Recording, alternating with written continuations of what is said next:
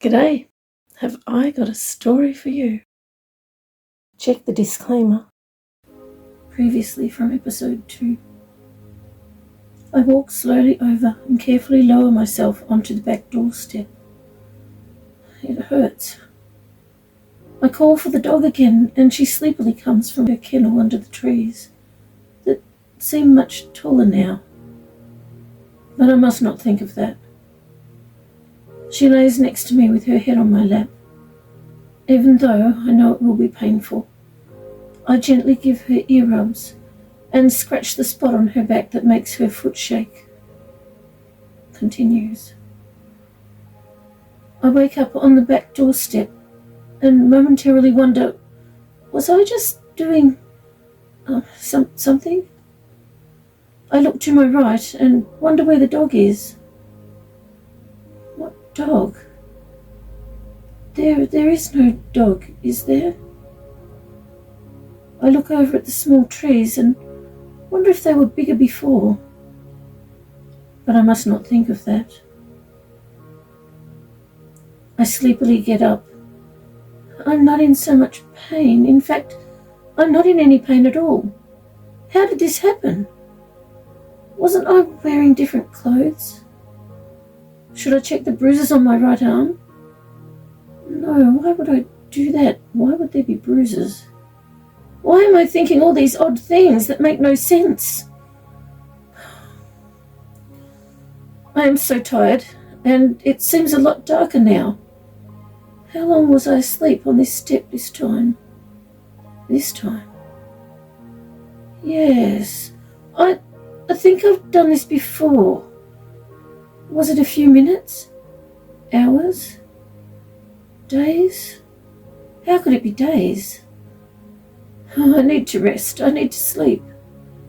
I open the back door just wide enough to slip through, knowing that if I open it any wider, it will squeak. I quietly begin to do my usual check, making sure I avoid all the floorboards that I know will creak. I peek around to the end of the kitchen wall and quickly look around the lounge room from here. The street light out the front of the house makes it easier to see, with pale light streaming through the sheer white curtains in the front windows. Sleepy Man is asleep on the usual chair, so nothing awful is happening. Wait, why am I thinking that something awful might happen? Sleepy Man never does awful things, does he? He is my protector, my saviour, my hero, the one I can trust. My protector, my saviour, my hero, the one I can trust, my protector, my saviour, my hero, the one I can trust, my protector, my saviour,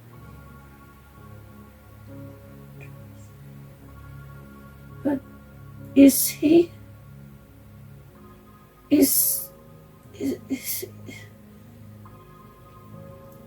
He is good and kind, isn't he? Actually, maybe not. I'm sure he has done awful things. What about his favourite toy, the peacemaker? What toy? What peacemaker? What are all these conflicting thoughts? This is so confusing. Next, I check the fridge in the kitchen to see if the milk was given to my baby. Yes, even the 2 overnight bottles are gone. Good. This means that it is closer to morning and safer to go to bed. Using the light from the open fridge to see, I stand on my tiptoes to check the benches for sharp knives. There is one. It's near the edge where I can reach it, so I take it and rinse it off in the little blue sink in the loo room, because I can't reach the kitchen taps without a chair. I put the knife at the back of the second drawer, under other things the surface woman uses in the kitchen. It's safer there. Why did I do that? Why would a kitchen knife be unsafe? Why don't I want the woman to have it? Why can't I remember her name?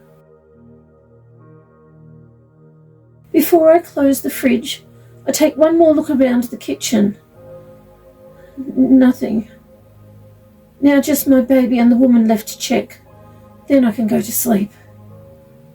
I walk down the hall past the room where I have to sleep on the left and notice that the door is fully open. I left it ajar, I think, so it was obviously a good choice to stay outside all afternoon, since it was likely that someone went in there. I ignore the brief thought that this doesn't seem like the same night. I glance in the woman's room as I go past, but her bed is made. I quickly look around the room from the doorway. I can't see behind the door from where I am, so instead of going in, I peek through the small gap where the door is attached to the wall. I don't like entering this room. One of the bedside lamps is on, and she is not there, but the room seems fine. Lola. Why do I keep thinking the name Lola when I know that is not the woman's name? Or is it? What has happened to my mind? Should I turn the lamp off? I have had smacking frenzies before because the lamp was on at night. I have also had smacking frenzies because the lamp was off at night. It makes no sense to me. Where is the woman? This has happened before, I think. The woman nowhere to be found, but she is here in the mornings making my baby's bottles. I decide that her disappearances and reappearances are not worth thinking about. Why does it feel like she is here? My head hurts. I think the woman's name is Lola, although another name does come to mind. However, that name is ridiculous. Now I can check my beautiful baby. I like to see him sleeping peacefully in the cot. As I enter the room where he sleeps, I still make sure that I don't step on any boards that would creak, just in case. I reach through the bars of the cot and touch his beautiful chubby little hand. He seems cold, so I pull his blanket over him and tuck it in on this side. I can't reach the other side. I watch to make sure that his chest rises and falls, and listen to make sure he is breathing. He is. Why did I do that? As I enter the hallway again, I see light shining from under the closed bathroom door. I know Lola used the bathroom earlier because I saw the light through the window from the backyard, but I also saw the light turned off. Was today the same day that happened? How much time has passed? Lola. I'm sure her name is Lola. Why was I so unsure before? Sleepy Man only uses the bathroom in the mornings. I don't want to go in there, but I really want to check that Lola is okay, if she is in there, and it really seems like she is in there, and she is not okay. So sad, full of sorrow and so confused. How do I know that? I open the door very slowly, so it will not make the squeaking noise like it does when it is opened quickly. As it is opening, I blink a few times as my eyes adjust to the bright light. First I see that Lola's towel is still hung up on the towel rail, and as the sink comes into view, everything looks normal. With the door now open as far as it goes with the shower behind it, I lean forward and to the right to see past the door. Without taking a step into the room, I try to see exactly what, or who, is in the bath. I blink a few times to make sure that what I am seeing is correct. I freeze and wait in silence, ready to quickly exit if I see even the slightest movement. There is no movement at all. I wait longer, hardly breathing, so I'm not heard and not discovered.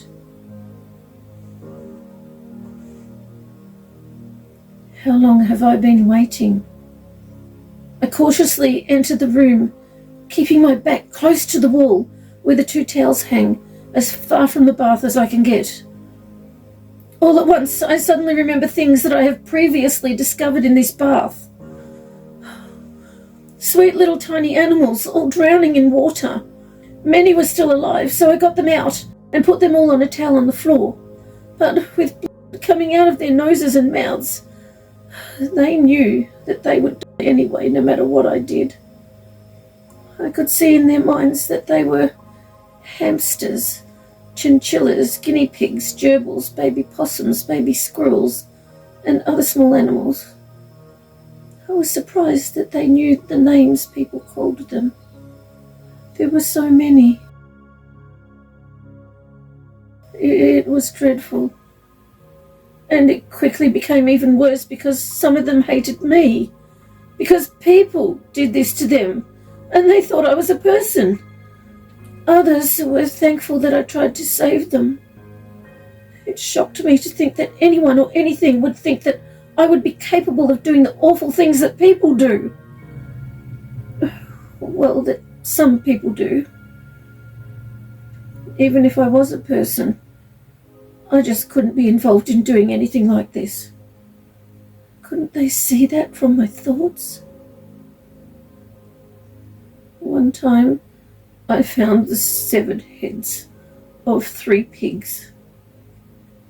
At the time, I wondered if the pink bath would now be stained red under all that blood. One time, I found many crows in the bath, all with their wings spread out and mouths open wide. They were all dead. It was awful. They are much bigger than I thought when I saw them up close. One time, I found fish with beautiful silvery scales that glistened in the light. Some were still alive, but with no water. As I quickly filled the bath with cold water for them, they were so grateful, but it was the wrong kind of water. I rushed to the kitchen and found the salt container, but as I dumped salt into the water and stirred it around, it was still wrong somehow. I sat on the floor next to the bath and listened to their thoughts as they slowly died, one by one. It took a long time. It was heartbreaking. I found baby animals sometimes. I immediately pulled out the bath plug each time, but they were already dead. I couldn't touch them. I'm not sure why. Another time I found the body of a pig in the bath, its head removed, wearing what looked like Lola's clothes. There was blood everywhere, and the stench was repulsive.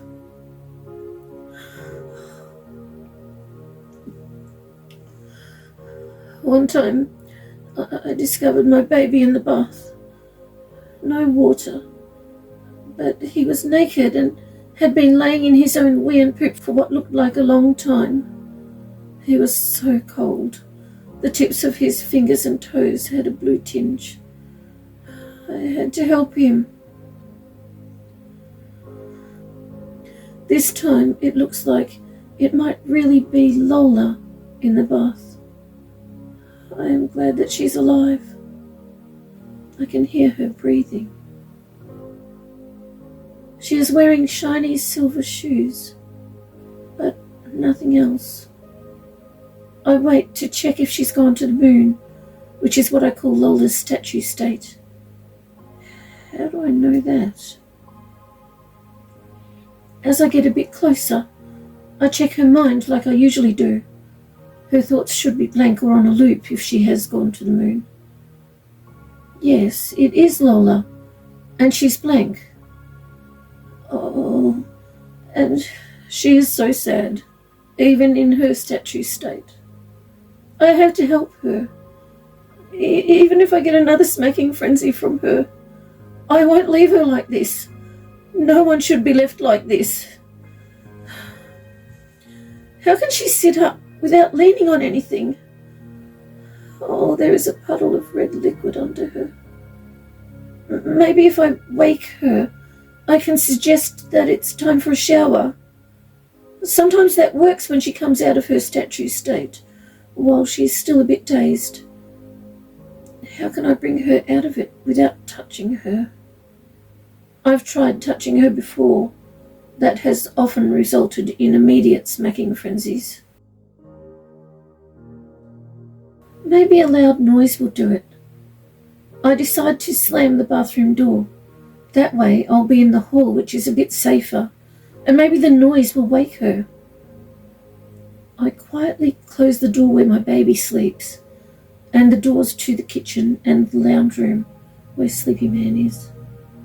Hopefully my baby and Sleepy Man will stay asleep. I slam the bathroom door and quickly go into the room where I sleep. I stand on the mat next to the bed, listening for footsteps and watching the door handle, hoping and wishing that it won't turn and that no one will come through.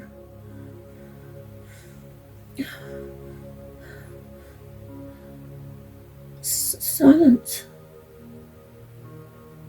It seems to me that she is still blank and full of such sorrow. Oh, almost overwhelming sorrow. I cautiously open the bathroom door and peek in. Lola has not moved. I'll try something else. Ready to quickly exit, I loudly say to her, "Time for a shower." Nothing. Suddenly, I hear my voice speak. I hate it when this happens. How does my voice speak when I am not speaking? What did it say? The Queen of Diamonds? What does that mean? Oh, Lola is standing up. It's too late to escape. I brace myself, ready for a smacking frenzy. Nothing's happening. Why isn't she screaming at me? Why isn't she hurting me? I look up at her. Where's the hitting, the punching, the kicking? Where is the uncontrollable rage? Why is she still so sorrowful and so confused? She seems to be dazed. So I say, "Time for a shower." She gets out of the bath, goes over to the shower, turns it on and gets in, still wearing the silver shoes. Where did these silver shoes come from? I am sure they're not hers. I quickly get a towel from the rail and wipe up the red liquid now smeared on the floor. I put the towel in the washing basket in the hall, making sure it is folded over so it doesn't drip. I go into the room where she sleeps and pull the blanket and sheet down on the far side of the big bed. I don't like going into this room, but if I don't do this in the past, she has sat on the side of the bed all night. When I pull the blanket and sheet down to the end, she gets into bed properly, well, most of the time. I get her pajamas from under the pillow and put them next to the sink in the bathroom. I put a clean towel from the hall cupboard on the towel rail where her towel goes. Lola is still in the shower, so I decide to wait until she's in bed. Then I can rinse out the bath. I quietly open the 3 doors that I shut earlier to block the noise, go into the room where I sleep, and listen for the shower to turn off. I sit and watch the door handle, hoping and wishing that it won't turn and that no one will come through. I seem to do that so often.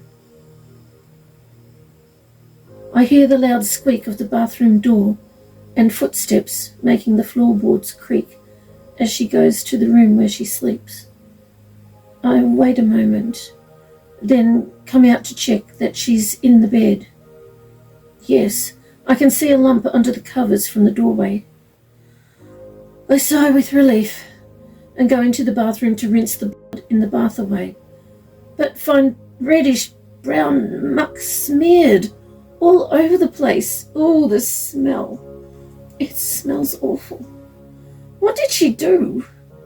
There is red and brown goop smeared on the floor, the walls, the mirror, the sink, the door, and it looks like she used her pajamas to do it.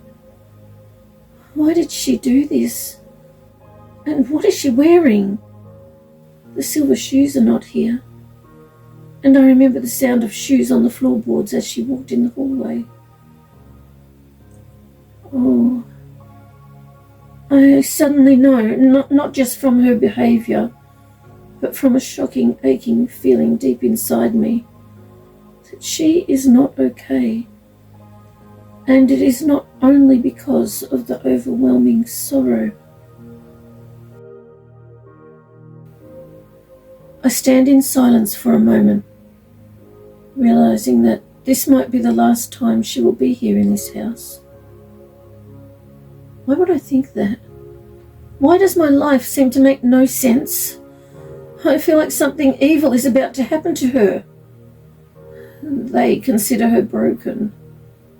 How do I know that? And who are they? I have to do something, but what can I do? I have to help her escape from this evil, plot that seems to be set out before her.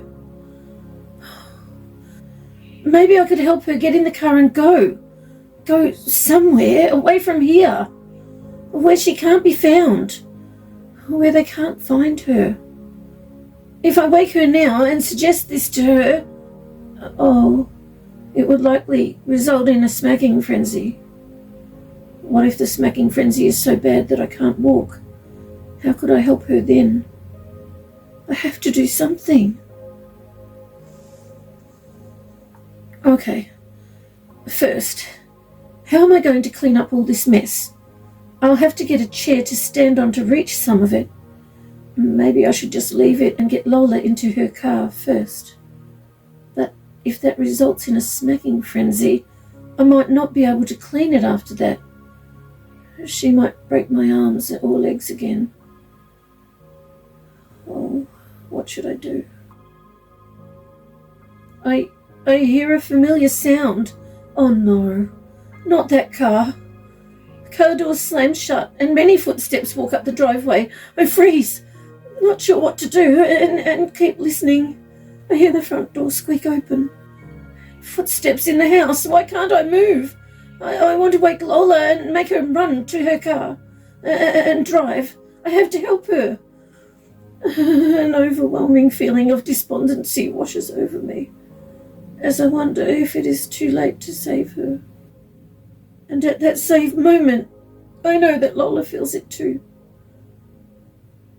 Why doesn't she run? Why don't I run? I hear footsteps in the hall behind me. Lots of them. Why can't I move? I hear a familiar voice say, "Down the rabbit hole." Oh, it's the man from the car.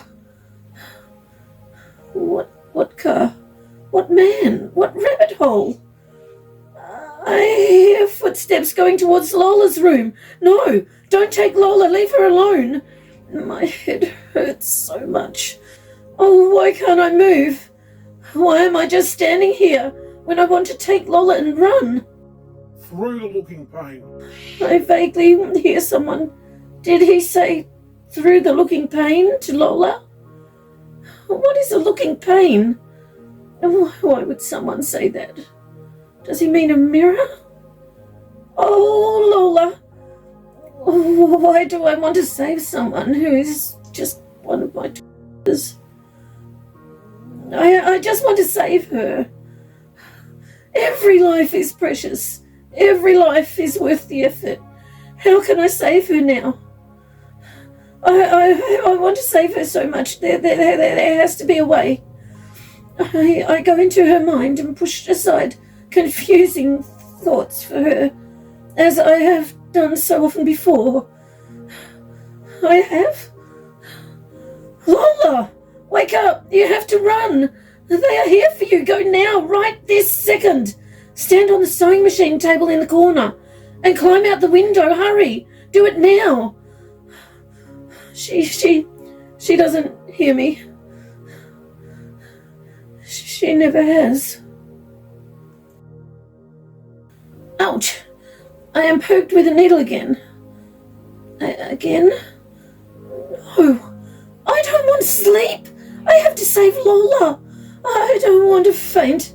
I don't want to faint. I have to save her. No. Don't make me pass out. I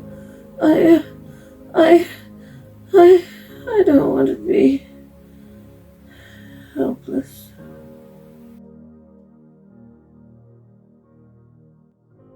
Thank you so much for joining me with a cuppa.